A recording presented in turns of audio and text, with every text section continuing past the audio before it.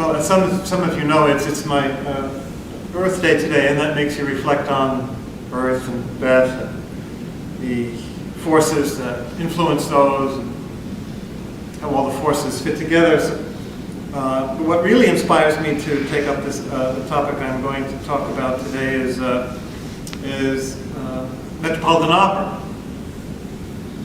As you may know, it has a new production this fall of Tristan und Isolde, with, as everybody knows, I think, that famous ending passage called the Liebestod, which means death of love, not the sense of the end of love, the death of love, but the love, the death that comes from love. Really? Yeah, well, yeah, so what is the connection between death and love? It's, as you also probably know, it was a really important dichotomy or pairing in Freud, eros and thanatos, love and death, as fundamental forces, you know, in the psyche and in the universe. And I'm not sure he really understood, you know, the mystical depth to all of that, but certainly, well, for example, on a very basic level, a biological level, you know, Freud liked to reduce everything to sex, so why don't we start with that? You know, as you may know, that, you know, the French have a word, you know, a notion of orgasm as la petite mort. It's a little death. So when you love in that way, even on the biological level, there's a death involved. Interesting. Or there's a Latin phrase, a classical Latin phrase that says, "Post coitum omne animal triste." After the coitus, every animal is sad. Because the pleasure's over? Well, no, it's more than that. It's when you've given yourself and gone on to the next generation, when you've guaranteed the next generation, well, you're expendable, you know, in the biological realm. So you're going to die. So that's maybe why you're a little sad, you know, when you're not needed for that anymore. You know, the passing of the generation, and there's a phrase too. Well, you know, for example, even with the insects, there's actually some of them actually literally die right after they reproduce or are eaten even. So it's a little scary when you see the connection between love or life force. Love and life are really the same thing, God, and from reflected downwards, and death. But when you see stories like Tristan and Isolde, it's interesting to see that this is a powerful love between two people, and there's usually an element of it that's being unlawful. In other words, in the tragic imagination, in the human imagination, this conjunction of love and death must mean that maybe the love itself is illicit. So that's often the way it plays out in these things. That's a way of explaining why death is so much a part of love. It must be something wrong. It happens to Siegfried in the Ring trilogy too, when he drinks a potion. They drink a potion, and there's Tristan and Isolde too, which somehow, so you drink something, and that's somehow puts you out of your right mind, and that's what's the cause of the trouble. Or Romeo and Juliet. You know, they're a great love between two, and it's somehow doomed. It's a tragic love. It's illicit in the sense that the families are feuding, but in itself, it's not illicit in itself. Tragic circumstances. And even in Tristan and Isolde, as I discovered when I read over the libretto, even the one who's betrayed, because she was actually supposedly engaged to Tristan's king and friend, but the king at the very end actually blesses him, as if to say, this love is stronger than anything I was owed. So that's not a connection. It's not that there's something illicit that they have to die because, you know, they love each other. At least in that sense, that human sense. So we have to go deeper. And I think, you know, we do when we look at the mystical element, the mystical meaning of love and death. In the ascetical life, in the mystical life, some part of you's got to die in order for you to love and live, love, live. more fully. And this is clear, very clear in the Christian tradition with the passion and the resurrection. You've got to die in one sense to your ego self, die to your lower self, to rise to your true self, which is able to love more fully as Christ loved us, we love as Christ loved, to love with the Spirit of God. That becomes more clear. And St. Paul says, "I die every day." There's a quote in the Page a Day Zen calendar, I forget from whom, some months ago, where it suggested that you get up in the morning and you die, and you go into the kitchen and you die, and you get into the car to go to work and you die, because every moment you have to be dying to what went before or the lesser self, and every moment you should be rising, living, to your truer self, to the moment, to the now, to the fullest of the now. You've got to let go, die to what went before, or what is before, what's not your real moment here right now, and live, wake up and live. So it's not just that we're dying all the time, which is biologically true, but we have to be dying mystically all the time in order to be rising to a fuller consciousness, a fuller life, which this moment brings. And the Paschal mystery, as we call it in Christianity. As I showed before, this picture, my favorite line about this reality in Zen is the dragon roars in the dead tree. So we have this picture of a dead tree, us, dead, dying to whatever forces are contrary to the force of fullness of life and love. And then the enlightenment, the fullness of life expressed in the dragon roaring. You're truly arisen. It's like the Lion of Judah. It's like the dragon. It's rising to the fullness of life and love through dying to what is lower, what is less. So, in order to love, in that sense, we have to die. Love, death. In order to love more fully, we have to die. But there's more. It's not just that. It's that this force of life and love, it's love that kills us. So it's not just a precondition or a prerequisite for love, but the love itself is what kills us. And you get out all over St. John of the Cross and St. Teresa of Avila. There's the notion that it's like a sword, that, as Teresa says, it slays and gives life at the same time. This love. It slays and gives life at the same time. This love. It slays what's lesser, what's not itself. I have some quotes. I think I actually used this recently, talking about the inner states that describe the spiritual life and the progress. But here she, in the Interior Casa Las Morales, chapter 5, she says, it's like one who in every respect has died to the world so as to live more completely in God. Thus the death is a delightful one, an uprooting of all the operations it can have while being in the body. The death is a delightful one because in truth it seems that in order to dwell more perfectly in God, the soul is so separated, and this here is from the bodily existence, so we're going to come back to that in a second. I don't even know if it has life enough to breathe. So it's a sweet death, it's a delightful death, it's a delightful slaying because you realize it's what's actually giving you life and giving you love, divine love at the same time. And St. John of the Cross expresses it very eloquently, as he always does in his poetry. He says in his Living Flame of Love, matando muerte en vida la has trocado. By killing me, you turn my death into life. So this killing me that your love does is what actually is my life, my true life at the same time. And then a subsequent poem, he develops this idea a great deal about I live without living in myself. It says, the life that I live is actually a privation of life. An ordinary life is like a privation of real life. It's a continual dying until I actually live with you. It sounds like St. Paul said, I no longer live, no, but Christ lives in me, and I'm crucified with Christ, with God.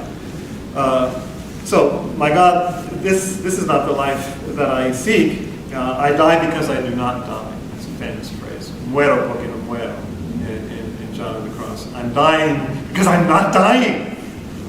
I can't stand this. I want to die, to be truly alive. Come slay me with your love. You know, this is really death and love come together in one. He goes on to say that again. So take me away from this death, he says. Sácame de esta muerte. In other words, from my life now, this is what I'm calling death. It's not real life. So take me away from this death and give me life. Dame la vida. Give me the true life. And what a terrible thing it is because I'm dying because I don't die. So this is really, really mystical language when you realize that death is life. You can be really, that love of God that slays you and gives you life at the same time is really interesting stuff. I can't come across a quote that was really provocative. In Ilya DeLeo, the book I've been reading, Making All Things New, I knew it was on page 80, so I reached on the shelf to look at the book and to find page 80, and I realized inadvertently I'd taken the other book by her called The Unbearable Wholeness of Being on page 80, and I said, I'm going to use this anyway. Because it fits the theme about what this love is really like. It's not the love up there of somebody you're loving who's loving you from up there. It's intimately right in the midst of your life, death. It's life in the midst of death, death in the midst of life. And this is very, very Zen. The notion that the absolute is in the relative. Emptiness is form, and form is emptiness. So that's why I want to just share this phrase with you here. So, God, all that God is given in love. God is hidden in the appearance of being and made visible by the energy, spirit of love. The self-emptying of divine love into the other is the fullness of love in the other. God appears in the other.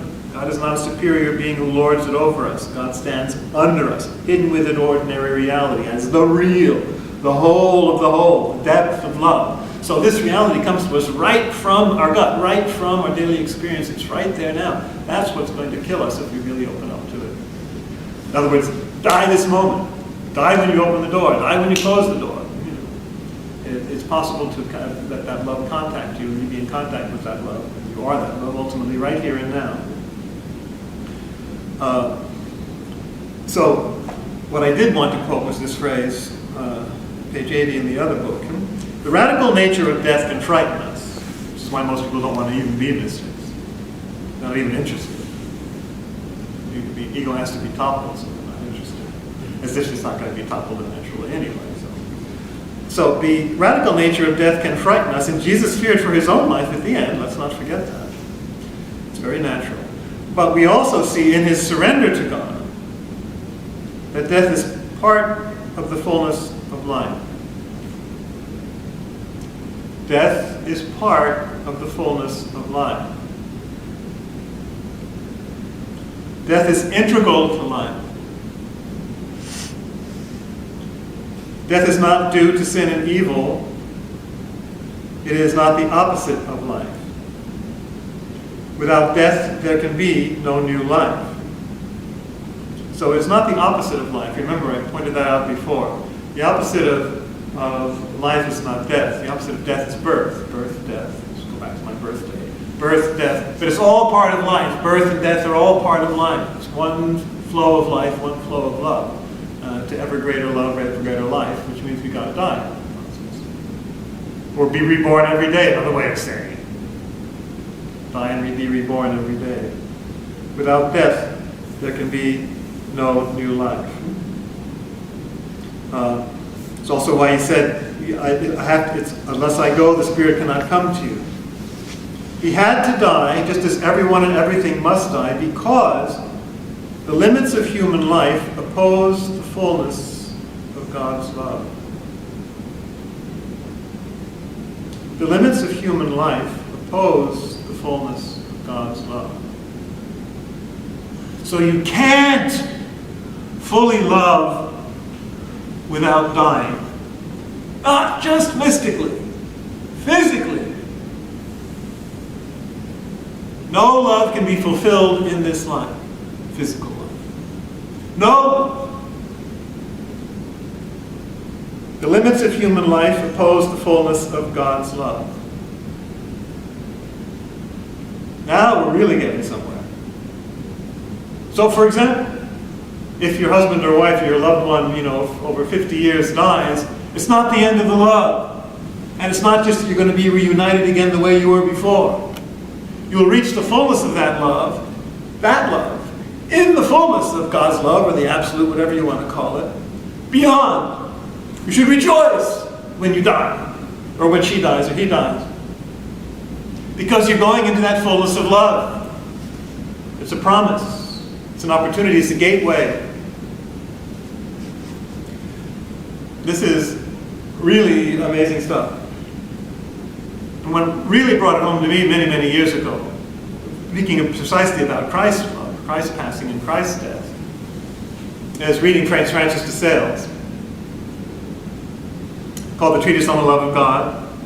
He has a chapter, many chapters, of course, it's all on love. But he says, Christ died for love, Christ died in love on the cross, died for love. But then he has a concluding chapter where he says, no, Christ died of love. It was love that killed him on the cross, physically. It wasn't the nails. It would have been, but what got him before the nails was love. Love pulled him straight out of his body. Wow. What a notion from the doctor of the church. So love killed him. Eros thanatos. Liebestod, the death of love. Love itself kills you and brings you beyond the body to the fullness. By its own power, its own inner logic, it kills you physically. Liebestod. So I conclude with where I began. Wagner. The last aria of Isolde, called the Liebestod, and of course you should be listening to the music at the same time. In the Baz Luhrmann's version of Romeo and Juliet, if you saw that, it's one of my favorite movies of the 90s. The whole last scene where they both die is with this music. This music. No accident. And I'll just read, as I did recently, I'll read a couple of the German verses and give you a translation. Then you'll see even better how a poet captured this reality. So she hears a tune, she says, so wonderful and leise, wonderful and gentle. It's wonderful and gentle. Wonneklagend. That's really interesting. It says complaining joy, grieving joy. It's a sorrow, but it's a joy at the same time. How compact is that? It says everything, alles sagen, mild versöhnend, reconciling everything gently.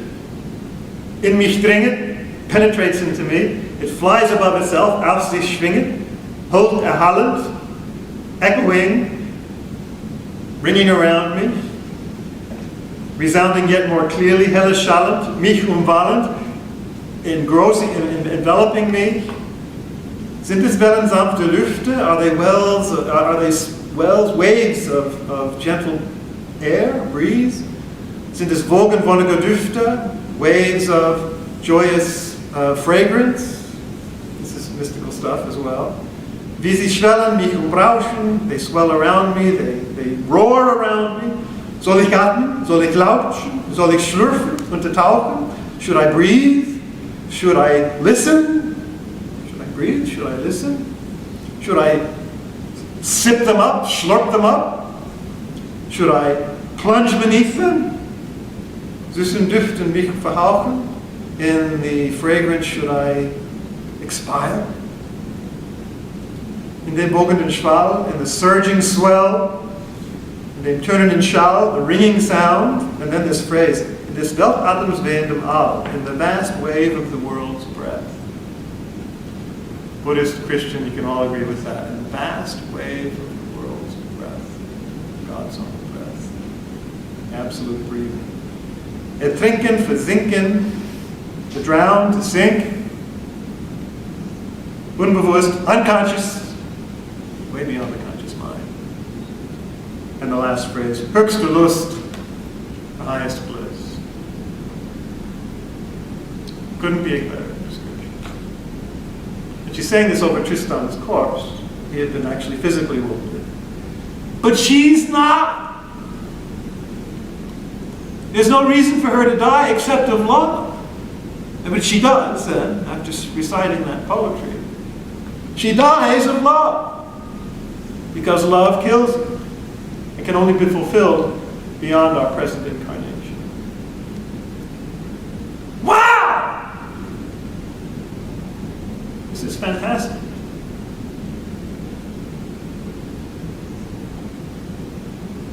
So welcome the sweet guest of love when it does come.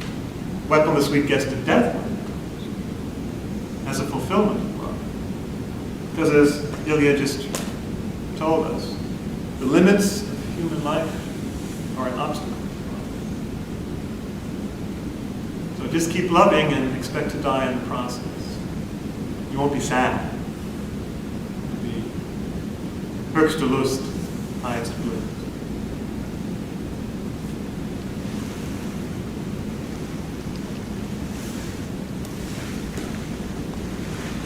Any comments? Yes. Outside of your painting with the dead tree, what does it say? Oh, well, yes, that's the phrase. The dragon roars from the dead tree. From the dead tree, the dragon roars. Okay, thank you. All right, well, let's sit with that. Hopefully you'll die in the next few minutes.